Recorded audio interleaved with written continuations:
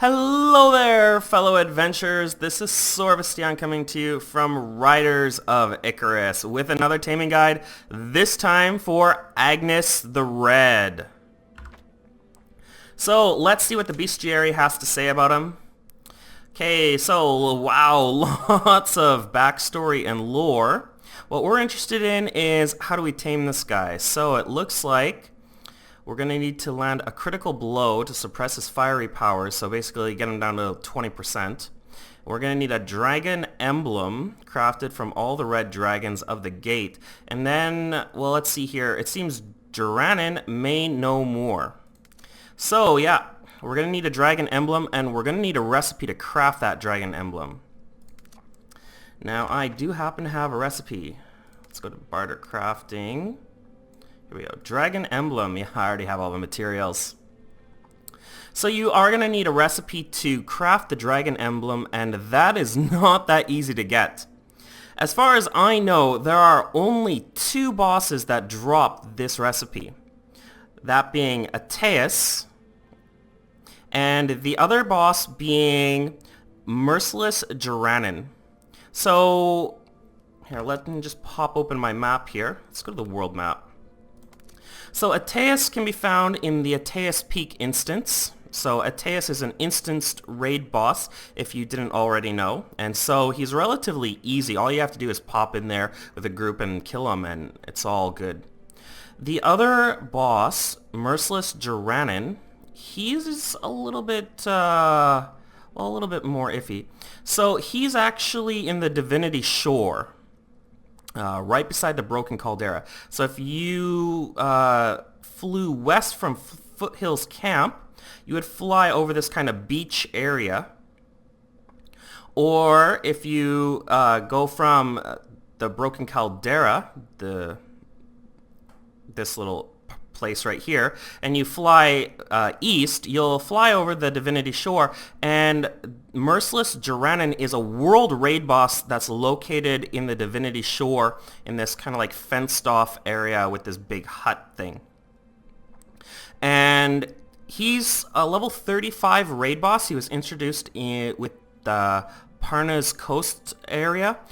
So you're gonna need like a full raid in order to take him out. I've heard of people doing it with a 6 and 9 man, but he is quite difficult, and you're gonna need, you know, a large group in order to take him out. Anyway, so he drops the recipe, and so does Agnas. Now, those are probably the only two places that you're gonna get that from, except for the auction house. So let me just pop open my auction house here. And let me just summon the broker, and let's just see how much this recipe goes for on the auction house. And I'm going to tell you right now, it's not cheap.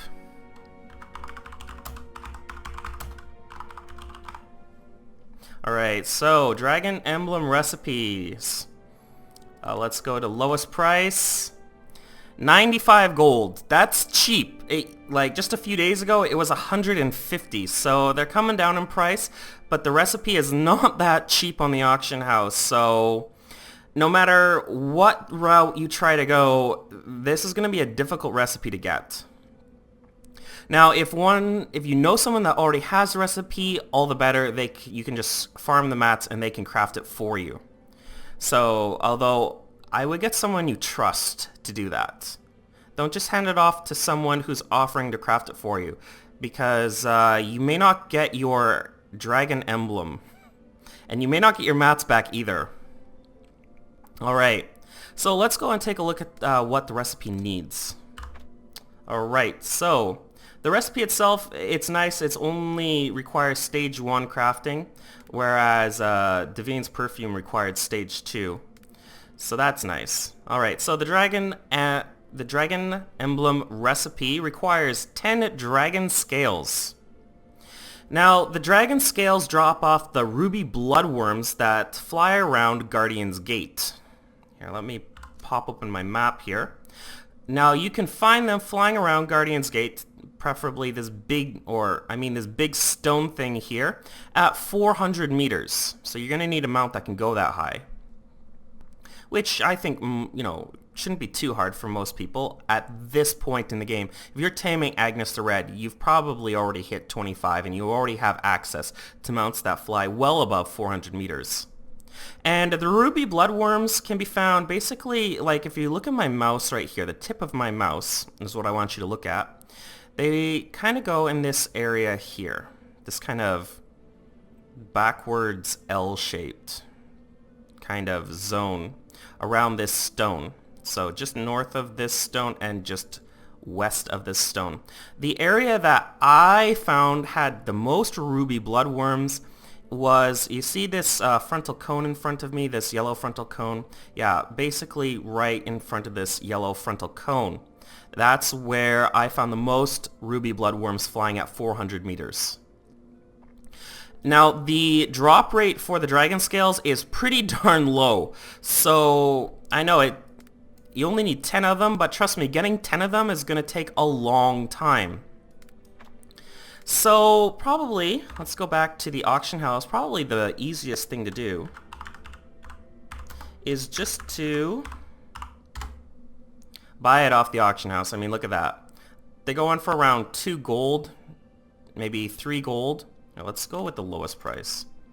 Yeah, so they're going for around 2 gold, 2.5 gold each.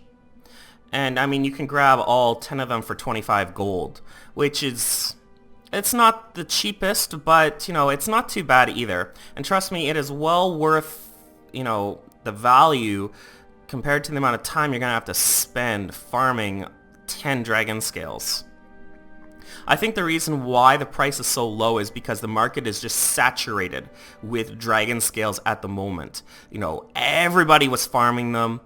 And now, like, there's just too many on the market, and that's what's driven the price really far down. So, realistically, like, getting 1 dragon scale would take enough time to equal probably more like 5 or 7 gold. So this is actually a very good value.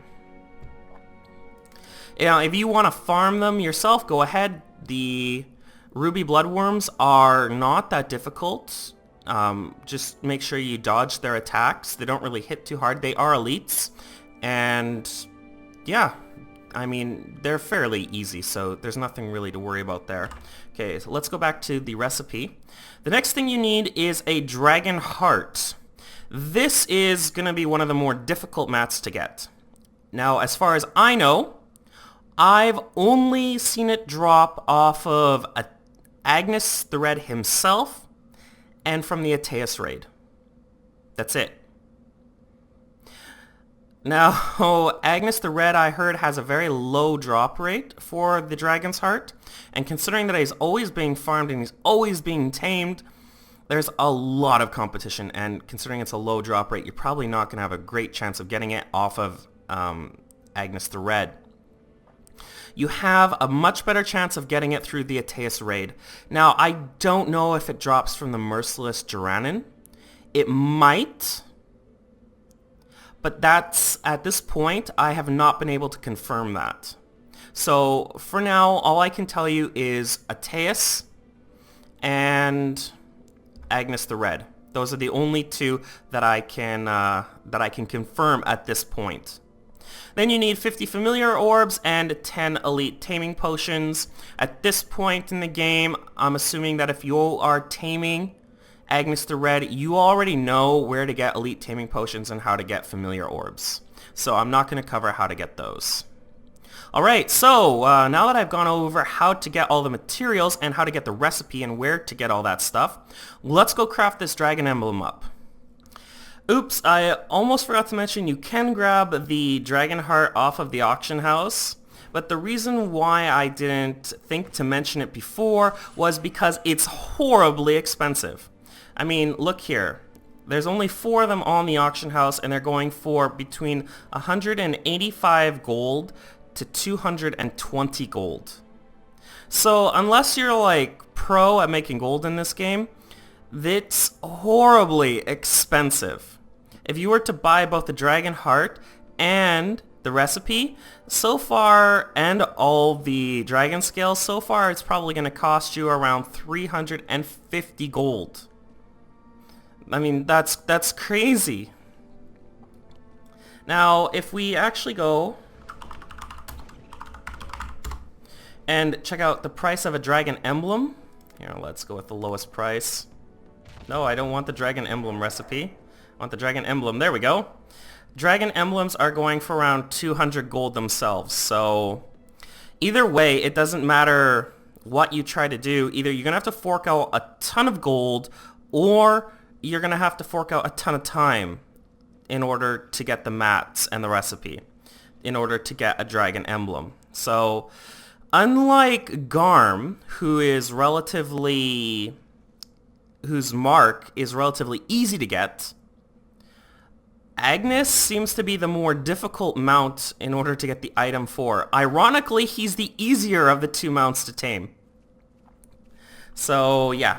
Anyways, so now that that's finished, let's go over and let's craft up this dragon emblem.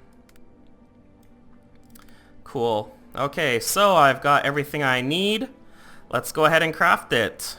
And pray... Oh, I almost forgot. Okay, so since I'm crafting something relatively expensive here, I think it is worth it to go and try and get a triumphant crafting boosting potion. So for that, I'm just gonna head up into the store. I know, right? It's the first time I've had to go to the store for anything. Let's see here. Not taming. Triumphant crafting boost chance. Yeah. Purchase. Okay. So because this is such an expensive and rare item that we're crafting, I am going to use a potion for this to buff my chance of getting a crit so that I can get more than one. Alright, let's go ahead and craft this thing. Oh boy, oh boy. Come on, fingers crossed. Fingers crossed. And it didn't work. So I only got one dragon emblem. So I have one chance to go tame Agnas the Red. Okay, so here I am at Guardian's Gate, this big floating rock with the portal in the center. And where I am right now, at 400 meters, is exactly where Agnas the Red spawns. Now, he may not be here when you come and take a look, because, well, he's being farmed constantly. Usually for his Dragon's Heart, and if people aren't farming him for his Dragon's Heart, well, people are trying to tame him.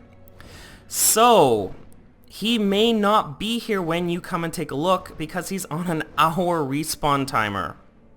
So you can go through and check all the different channels. You might have some luck. You might find a group of other players that are waiting for him. Or you can try and get some information from other players as to when he went down in the various channels to know when to go there.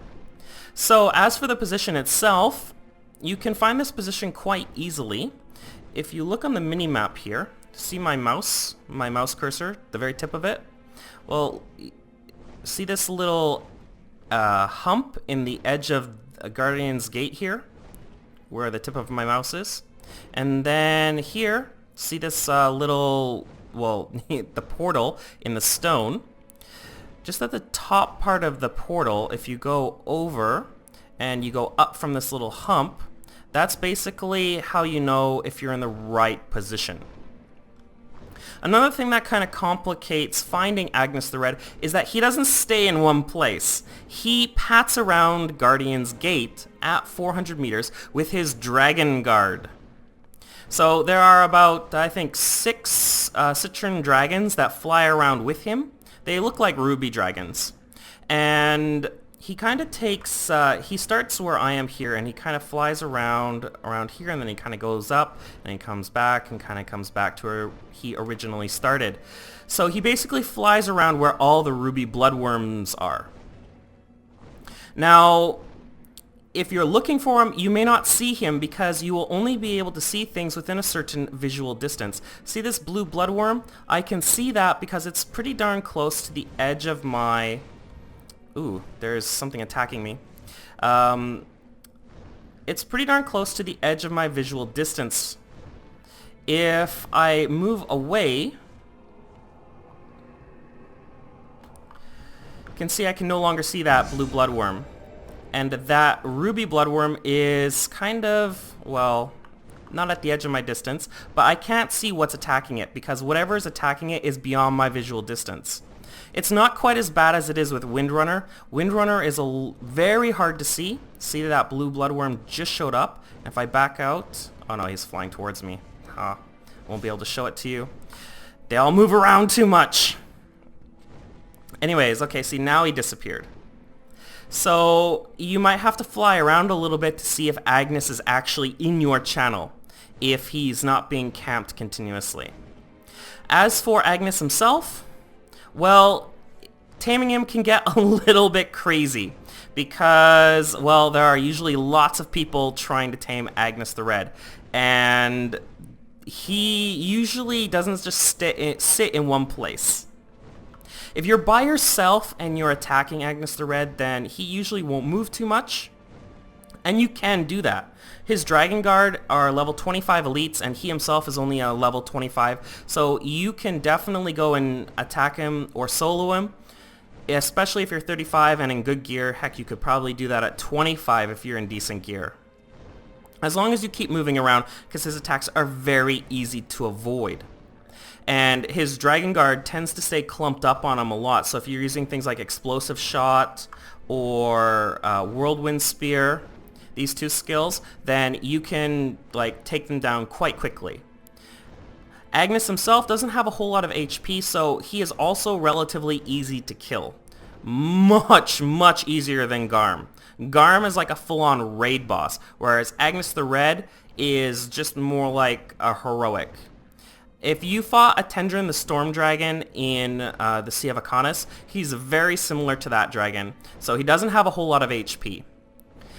When it does come to taming him, you can only tame him once he gets down to 20%, and because his HP tends to drop pretty fast, especially under fire from multiple level 35 characters, you're going to only have a very short window, unless you're the only one there. Now, if you're the only one there, or you got some guildies or your friends with you, that's great because Agnas won't move around very much, and they can help position him, or you can position him in a way that he won't move around when you're trying to get into a good taming position. However, if there's a whole bunch of other people around and they're shooting at Agnas and they're moving around, Agnas will move around with them to try and attack them, which will make taming them or getting into a taming position extremely difficult, which, was the case that happened to me. And there's Agnas the Red right below me. Let's go ahead and we'll pop a taming potion. And I'm just going to try and get in a taming position over top of him. He's going down pretty darn fast. And he's moving quite a bit. We're going to try and get on him. Did we get on him? Oh, we did get on him. Let's hope this goes smoothly. Okay, here we go. Yeah, nice green bar. Nice green bar. Okay, cool. We're still all green bars. Oh, yeah. That's what I'm talking about. And Agnas the Red has been tamed. Alright, so let's take a quick look at Agnes' stats and his skills. Now, I've already taken the liberty of using a full growth potion on my Agnas just to get him up to level 30, which is his maximum level, so I can show you how he compares to some of the other dragons in the game. Now, when it comes to his stats, he gets some very nice stats. I mean, look at that DPS. Not only that, but he gets a lot more stamina than the other dragons do. Almost double what they get. So when we compare Agnas to, say, Thundershield Zephyros, and Thundershield Zephyros is level 35. That's his maximum level. I mean, look at the difference. I mean, movement speed is slower, maximum altitude is lower, physical defense, DPS, even his stamina, everything is lower, even though he's a level 35 Parnas Coast elite dragon. Agnas the Red, being a heroic dragon, just gets much better stats. Even against Karios, which came from the legendary Riders pack. Now Karios does get a better maximum altitude and a better movement speed, so Karios is great for zipping around. But nowhere near the DPS or physical defense, and still Karios has a lot less stamina. So when it comes to skills, I mean, Agnas gets a very impressive lineup. First off, he gets Mythic Resilience, which means that he's basically immune to any and all environmental effects. So that's great for Parnas Coast, and it's going to be great for a lot of the areas in the future. He gets Dragon Scales, which is a passive, which increases physical defense by 25%. He gets another passive called Mighty Soul, which increases physical attack by 23%. Now, he gets a buff, which increases your physical crit rate by 20% for 20 seconds, and that's only on a 40-second cooldown, and it's called Dragon Roar. I think it's the same one that Karios gets, except that Karios' Dragon Roar is on a 2-minute cooldown, whereas Agnas the Red, his Dragon Roar is only on a 40-second cooldown. He gets 2 attacks, the first one being Magma Breath. So this is where he basically like wells up all the fire inside of him and then just spews it forth. It is very cool looking, trust me. And it deals between 100 to 150 damage every second for 4 seconds. And then he gets another attack called Spitfire, where he just kind of, spits a little ball of fire at his enemies. So his skills are nothing to laugh about. I mean, these are some seriously nice skills, and overall, I mean, Agnas the Red being a heroic is one really fantastic familiar. And that is how you tame Agnas the Red. This has been Sorvesteon. Don't forget to click like and subscribe to my channel for more taming guides for Riders of Icarus. Until next time, fellow adventurers, take care and have fun.